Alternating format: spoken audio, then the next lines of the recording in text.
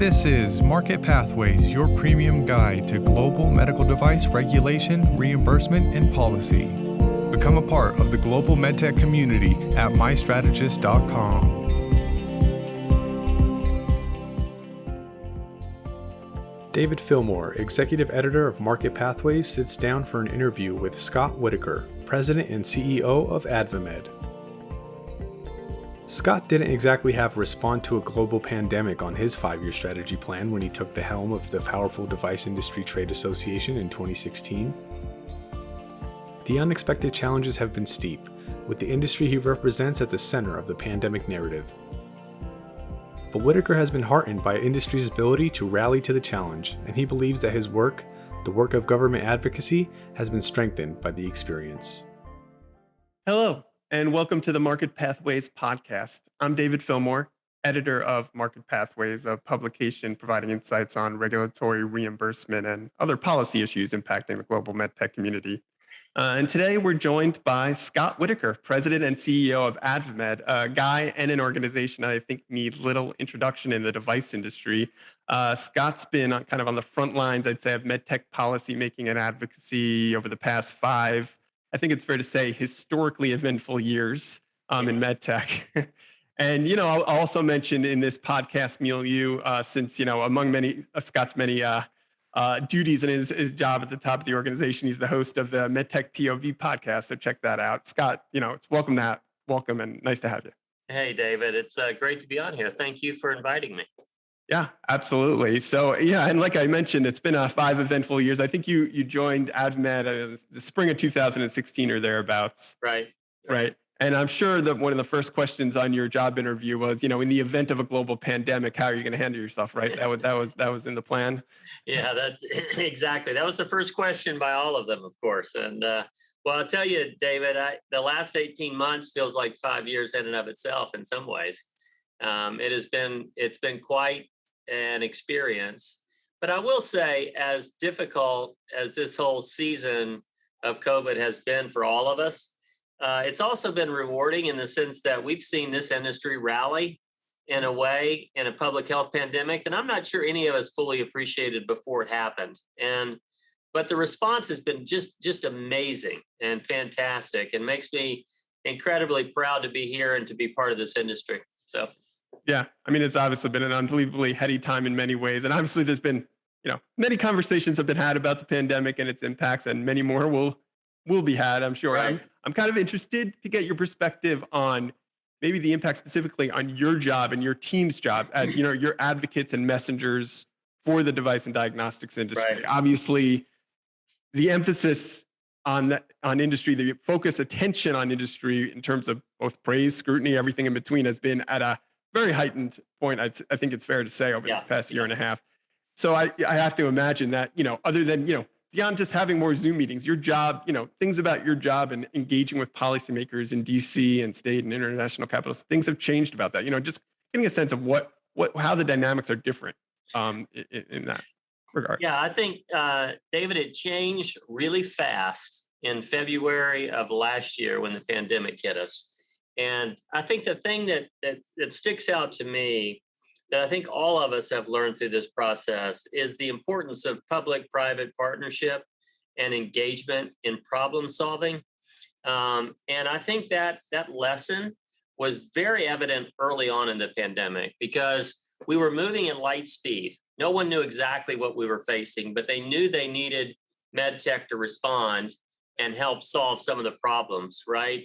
And so what had been so much of our work on the advocacy and education and policy development side sped up 10 times what it normally is, right? And we began dealing with policymakers, regulators, and leaders in the country and around the world, I should say, in real time, making quick decisions and kind of trying to hold the whole industry together in support of response to the pandemic.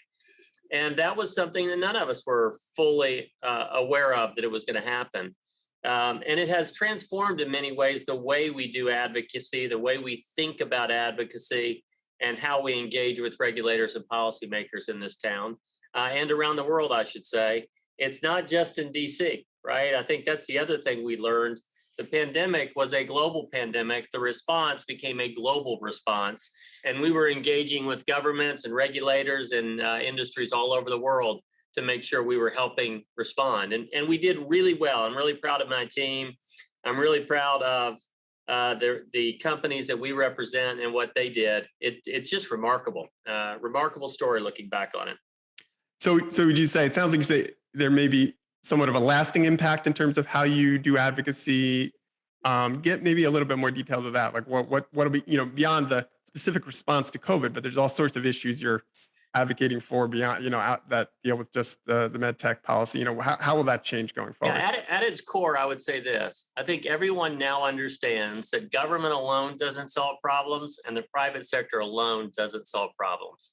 And given that everyone appreciates the value of a coordinated response and public-private partnerships, it shapes the way we think about every advocacy issue that we deal with, right? Whether it's reimbursement issues, whether it's traditional regulatory issues, whether it's tax, global tax issues, domestic tax issues, it's all about working together to solve problems. And if you reflect on the experience of COVID, that's exactly what happened. And the result was historically good, right, in response. And so that shapes the way we think about advocacy strategy going forward. And I think, David, policymakers understand that in a different way now. Mm-hmm. I think the regulatory bodies understand that in a different way now. You look at the EUA process, the process we all went through to get products to market quickly.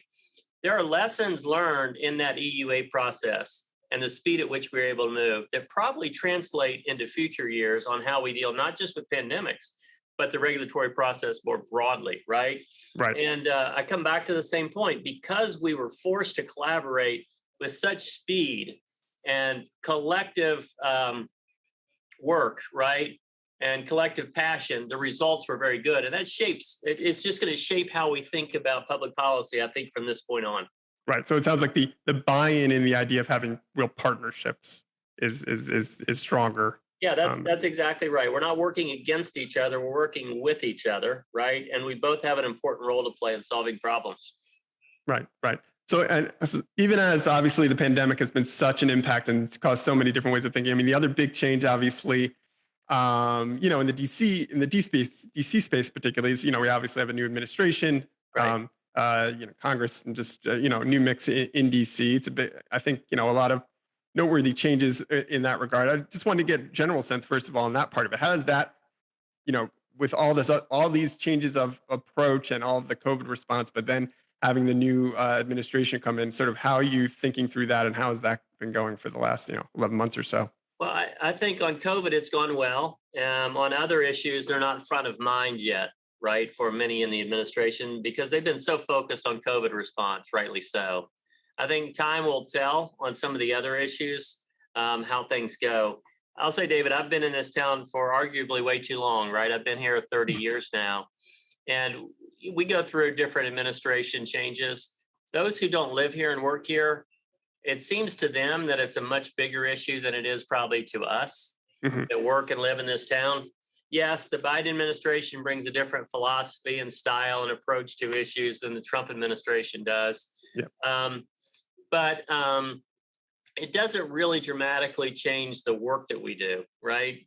Much of advocacy is about educating and informing policymakers. So when a new administration comes in, you have a new set of people to educate and inform, right? And so we do that with this administration, just like we did with the Trump administration, just like we did with the Obama administration. And I think given that this is not a partisan industry, never has been, AdvaMed's not a partisan organization, to us, it's not really important who the administration is. It's just that we want to have an open dialogue and an open conversation with them. And this administration, like the last, is willing to sit down and talk to us and hammer out issues and talk through how this industry works, how we can help respond to issues and so forth. And so it's been a productive conversation. We haven't agreed on everything. There have been some things that I think we'll touch on that maybe they have a different philosophy on, but the conversation has been good and important.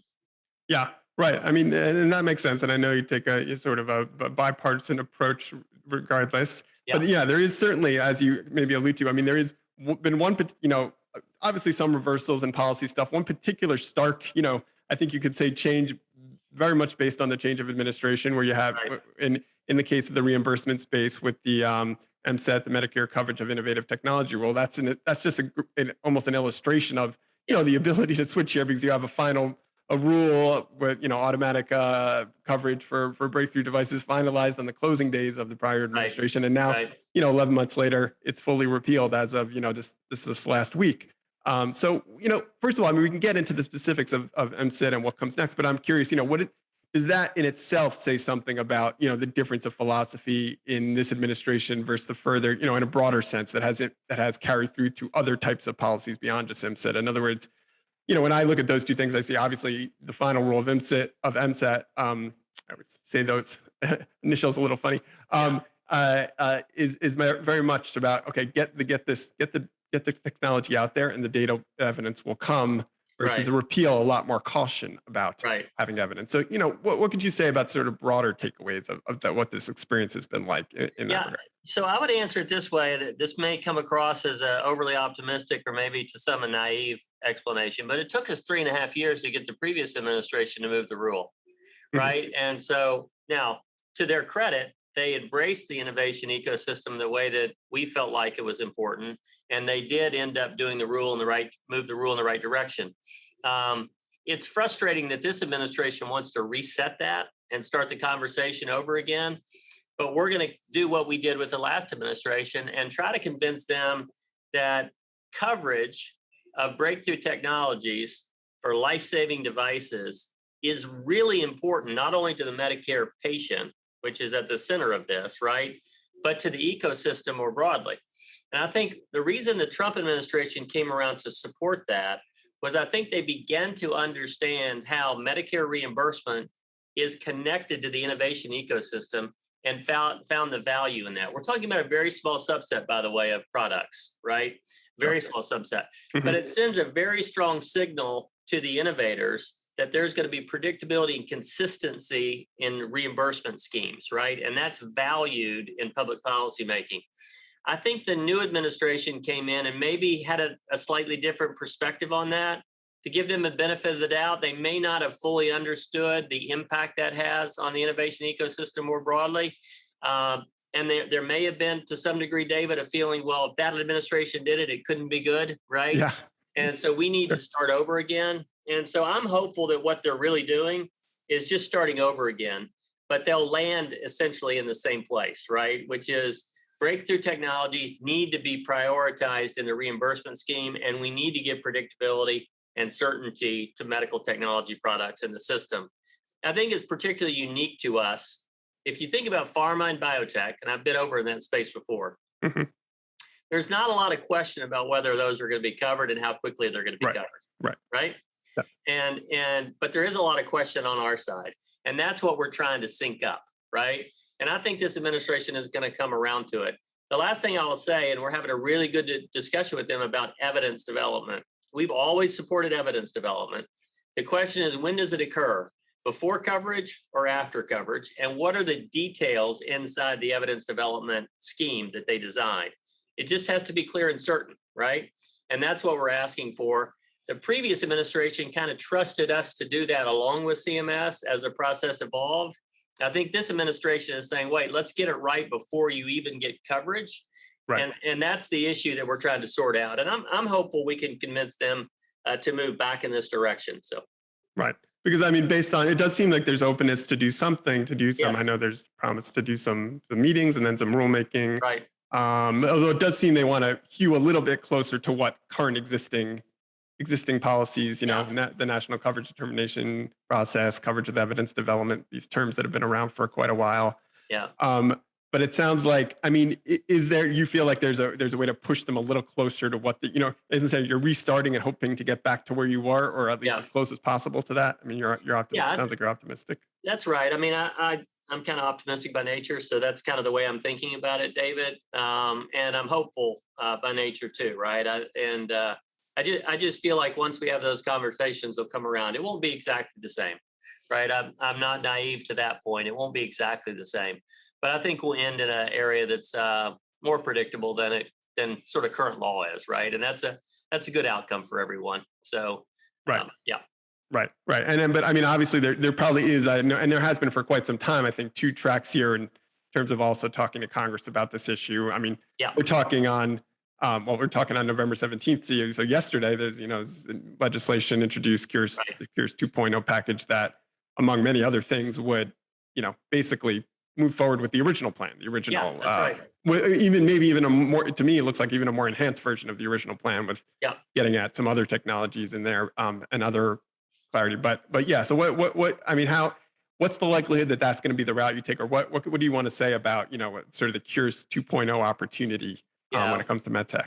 We're running dual tracks here, right? It's a smart thing to do from an advocacy standpoint. I think there are two aspects of the legislative strategy that are important. One is to show the administration this is not a partisan play, right? This is broadly bipartisan in the way that Congress thinks about it, right? Congress also happens to be the one that authorizes and appropriates money for CMS. So CMS needs to understand that Congress supports an expedited pathway for breakthrough technologies and clarity in the process.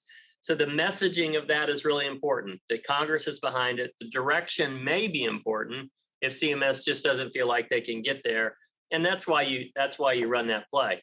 At the same time, we'll continue running the regulatory pathway play alone, right? If CMS comes around and embraces it, perhaps then legislation isn't necessary. But if they don't, then we'll try to reconcile the differences and move them in that direction. So you've got to run two plays at the same time in order to get the policy outcomes that you want. I've said this before, David, I'll say it again. This is about the medtech ecosystem, but it's really about the patients. If you've got a Medicare patient who can't get access to a breakthrough technology, there's no reason for that. We don't need to delay that any further. It's FDA approved, right? Let's have a process in place where we can get that to the patients as soon as possible. Right. I mean, this is something you have, and as you've alluded, you've been working on this kind of for quite a while. I mean, both and with Congress too. I mean, I think there was an attempt, a chance of getting this through at some point on the original Cures package back in 2016, but it didn't quite make. Do you feel like I mean, obviously you did make it through the last administration, but what is the biggest impediment, do you think, that in terms of actually, is it a cost issue, even though, maybe the cost isn't as much as people think, or is it what is the biggest impediment in sort of persuasion on this issue? Yeah, I think it's a great question, David. I don't know what the biggest impediment is. I think if I was forced to say one, it's that there are some people, perhaps those in the administration, who are reluctant to just trust the doctor and the patient to make the right decision without injecting themselves into the process, right? They want to make sure that in their minds, they're protecting Medicare, right? We see it slightly different than that, and that's part of the convincing process. I've said this to the folks at CMS recently and others as well. It's not as if a medical technology gets approved by the FDA as a breakthrough technology, and then all of a sudden every Medicare beneficiary who wants it gets access to it. That's not how the system works, right? Sure. So a doctor will analyze whether or not that's the right product to be used for a patient that's in the Medicare program. The doctor will talk to the patient. They'll make a decision, an informed decision about what's in their best medical interest. And then they may or may not use that product, right? And so we just aren't sure that you need that additional check in the system, right? My sense is if it's a breakthrough product for a person who's suffering from a life-threatening disease, it's both reasonable and necessary for that patient to get access to it, right? And maybe it's a philosophical view that's the biggest impediment. We'll just have to work through that and see if we can break down that issue a little bit more. So. Right, that makes sense. And I think the philosophical, there's that element of the role of government. And the government does, sometimes push things in a certain way that people want to be cautious about. But I think it'd be interesting to see where that goes. Thanks for listening so far. This interview will continue after this short message. Market Pathways is the #1 publication that covers the people, challenges, and opportunities impacting the global medical device regulatory, reimbursement, and policy spheres. MyStrategist.com is your digital home to access all of our coverage and read the latest issue of Market Pathways. Your support is valuable and makes us better. Please remember to leave a review and rate Market Pathways on Apple Podcasts or wherever you happen to listen. I'll shift over to the FDA for a little while. I mean, obviously, from a timeliness standpoint, just the other thing, we're talking right as a lot of things are flowing through this past week. So it's been in it, things kind of come through the bottleneck, but there's just finally the nomination of Robert Califf for commissioner, which it was has been recently expected and is not. It's certainly not someone people aren't very familiar with. And I know it's something you've AdvaMed has supported. It seems to me that probably this is mostly a status quo thing from a medtech perspective. Yeah. There's really nothing. I mean, Califf has been there before. Jeff Shuren remains at the top of CDRH. He really seems probably a primary driver of policy for devices. So is there anything to particularly watch out for with regards to commissioner? Is it just avoiding someone really out of the mainstream and otherwise you're good to go? How do you think about that? That's a fair way to characterize it. And Dr. Califf is not out of the mainstream, right? Which is why we understand that. And I said in other interviews, I think it was a smart choice given the dynamic that exists right now, right? Mm-hmm. Previously confirmed, having been at the FDA. As an industry, you got a sense of what's important to him. Real world evidence, data collection is something that's really present in his mind. I think he's got an innovation-friendly mindset when he thinks about it. Being a cardiologist, having used technology repeatedly in his practice before, he's a person who understands the role of government in the FDA, but also understands the importance of the private sector and the innovation ecosystem. So if you're looking at the resume or an experience set of someone, he kind of checks that box, right? And I don't mean that in a light way, in a serious way. He checks all the boxes. There are other names that, had been floated around that would make you a little nervous, right? But I think he comes from it the right perspective. He's got a very patient-centric approach to the way he thinks about it. You can work with people like that even when you have disagreements. And when you have people at the top of agencies, you just want to make sure that you have smart, intellectual people who understand and are willing to engage in conversation about policy. And then they'll set the policy and we'll deal with whatever the regulatory policy is. But I feel like we'll have that openness with Dr. Califf. And as you said, Dr. Shuren's not going anywhere, right? And so he still runs the center. He's the one that makes the big decisions, and will drive most of it. And I think they have a strong relationship from what I know. So given the circumstances, we feel really good about Dr. Califf. I will say this, David, there's no certainty he becomes commissioner though. Sure. Right? Because that's an FDA. That FDA position is confirmed by the Senate. There already been people out there who voted for him last time who say they won't vote for him this time. So there's work to do, but it feels like it's likely heading in that direction.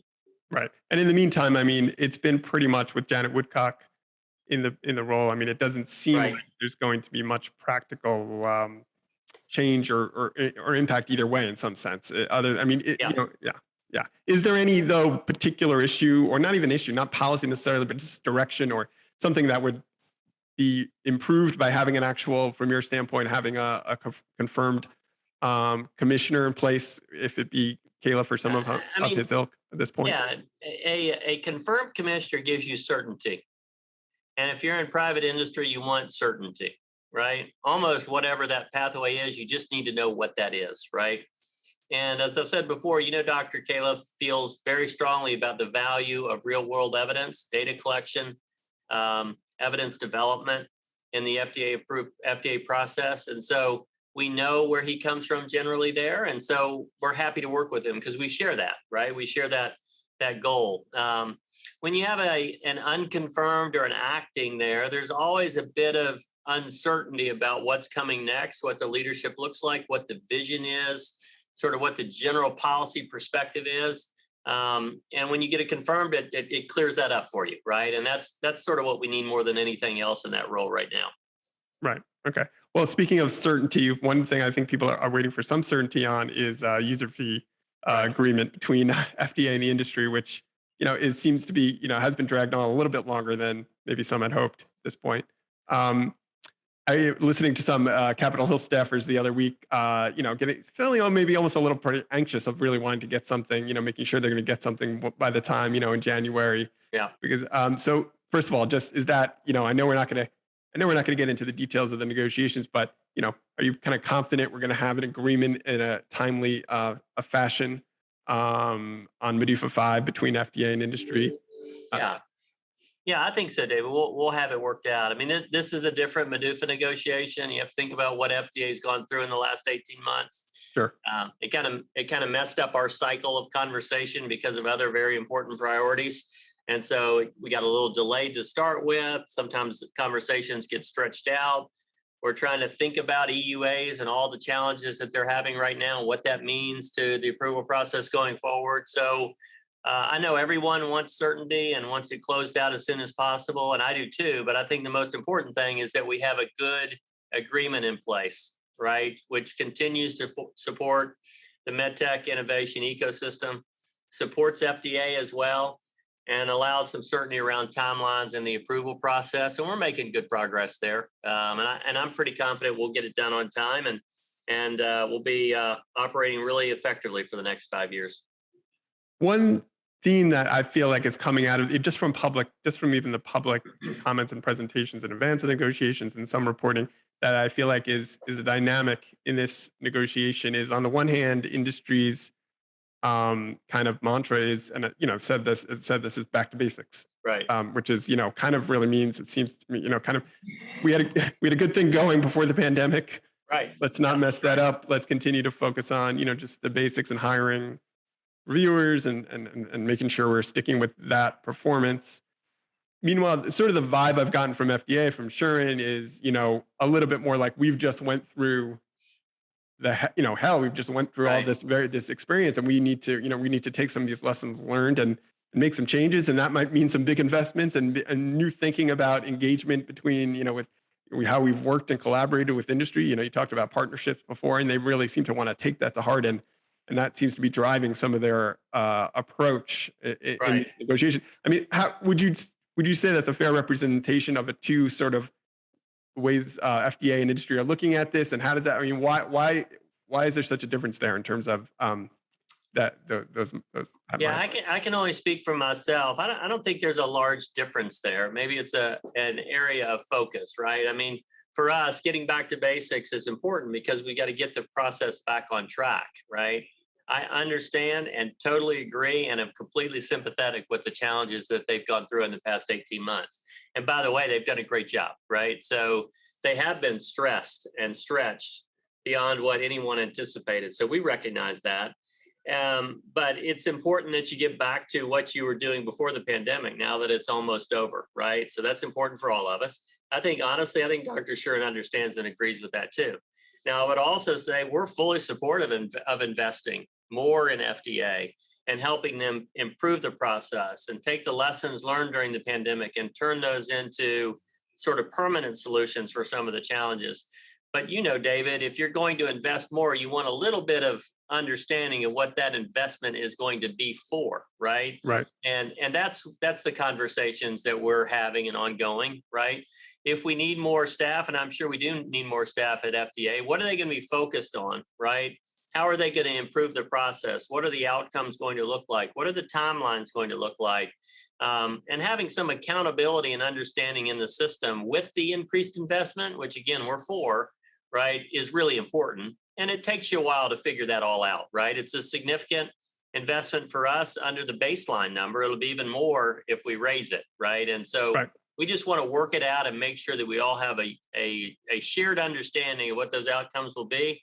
And then let's put it in motion and get going. Right. So this, in other words, this might be the exact right time to come up with all these new ideas and putting a lot of money into them before what those have some more data about. Yeah. I've said before, you can only invest so much in hope, though, right? You have to have some certainty about what those outcomes are going to look like. And that's what we're driving for. And I know Dr. Shuren feels the same way. I just don't, you hear some of the reporting that FDA's here and industry's there. My conversations with him and with others, it's not that we're on opposite ends of anything. We're just trying to figure out the details in many ways, like you would with a legislative deal, right? You're just trying to work out the details so we have a joint understanding and understand better how we move forward. So we'll get there. But there is some zeros of dollars. There is some that's key. That seems to be what has been the key to. Yeah, that's always the case, right? Yeah. There's dollars invested. Those dollars are invested from this industry, and when you invest money in something, you want a return on that investment, right? You want to understand what the investment is going for, and that's what we're trying to work through right now. Right, right. Well, once you do work it through, and it, obviously will, get handed over to those anxious Hill staffers eventually, Yeah, and and then it obviously has to, go through Congress, and right. has to be approved by by September for it to avoid. But what's your, I mean, there's this Cures 2.0 we've been talking about with the MSIT, and there's certainly other issues out there for. I mean, what's your sense of the next Congress over the next year? I mean, we're going into an election year, Right. and not exactly obviously polarized time to say the Yeah. least. Right. What's your sense of getting things done, so to speak, on Capitol Hill? Yeah, it's a tough time, right? So election year is always a hard time to get things done. I'm not concerned about our ability to get Medufa done, to be clear, right? I Hmm. think once that's wrapped up, Yeah. we'll be able to get that done. It'll move with the other user fee packages. Right. The question I think, David, that you're getting at is what else moves with that, right? Hmm. Are there other items that move along with the Medufa package and the PDUFA package and all the user fee packages? Anytime there's a moving vehicle, as we call it in this town, right? People are going to attach things to it where there's consensus, and we're looking at all those, right? I think there are two things that kind of jump out to me, right? One is the Valid Act, right? That's the Mhm. new regulatory paradigm around diagnostics and LDTs, right? And trying to align that system so there's consistency across all aspects of the laboratory test and the diagnostic test. We've been working with the Hill on that for a number of years and with FDA, right? Our hope is that we can get an agreement there and move that along with Medufa as well. The cures language, that would be a cures legislation, that would be a natural one to attach to Medufa as well. With cures now comes MSIT, which would be a natural one to attach to Medufa as well. So I would say those three things are likely at the top of the list. And then there's some other small issues that we'll have to sort out as well. I mean, you think about the Ignite Act, right? Something we've worked on for a number of years to help small companies Mhm. continue to survive and advance innovation. Maybe that's something that we come back to. It tends to be a tax vehicle, so it doesn't naturally fit with Right. Medufa, but that's a priority to us for our small companies, and we'll keep working on that as well. So, and then there'll be a couple other things, David, that are unpredictable, right? And so we'll have to react to that too. Right, right. In other words, other stakeholders might have ideas Right. they see as important. Yeah, That's yeah, right. yeah. So I guess it kind of depends on, like you said, Medufa's happening, but what the political will is, or budgetary will, et cetera, for some of these Right. things. That's exactly right. And I think when you think of the Ignite Act and you think of small and mid-sized med tech companies, oftentimes they're overlooked, right? And the value that they create for the economy, the value they create for medical innovation is huge in the med tech industry, right? And so part of what we'll try to say is let's make sure we're not forgetting these small and mid-sized companies. Let's make sure they're strong, and American med tech continues to grow. Um, Medical innovation really benefits from a strong, small, innovative medtech industry, small company focused medtech industry. So that'll be a part of our priority for next year as well. Right. So what else? I mean, is there any sort of under the radar, sort of issues that AdvaMed's up to, or priorities that you think aren't getting enough attention that should get attention, or something, that we're just people aren't aware of, that they should be aware of? Yeah, the other issue, there may not be a specific legislative solution for it at this time, but it's the issue around supply chain and the challenges Mhm. we're having with supply chain.